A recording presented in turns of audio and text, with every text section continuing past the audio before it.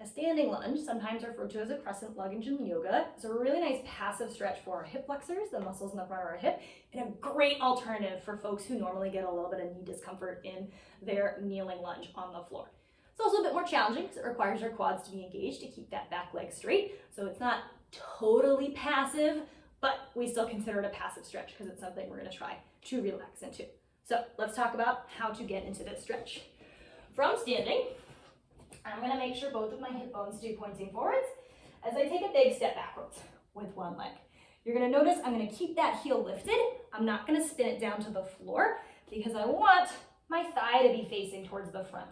If I drop that heel, my thigh is going to start to rotate to the outside. This gives us a little more external hip rotation. Usually it opens our hips out to the side. That's going to cheat a little bit of the stretch in the hamstrings in that leg. So I'm going to keep ball of the foot on the floor, heel lifted. This will also turn into a little bit of a calf stretch as well. And then bend that front knee as that back heel starts to reach down towards the floor. I want to keep my torso lifted so that I help keep my hip bones lifted and pointing forwards. If we lean forwards in this stretch, our hip bones start to rotate forwards down towards the floor, and it takes some of the stretch out of that back leg. If we lift our chest and stack our shoulders on top of our hips, this is going to start to tilt our hip bones backwards, get more of a stretch through the front of that back leg. And we can hang out with hands on our thigh or hips for balance. You can practice near a wall or for a chair if this feels funky to balance, particularly on that back leg.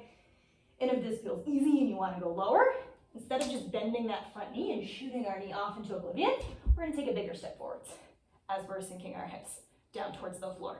Again, double checking that our hip bones are still pointing forwards and they're not pointing down towards the floor.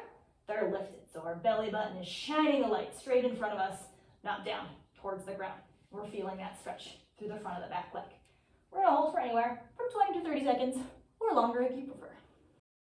If you want to learn more stretches like this, you should totally check out the Flexopedia on my website. It's a free online library of stretches with detailed how-tos for both passive stretches and active stretches organized by muscle group.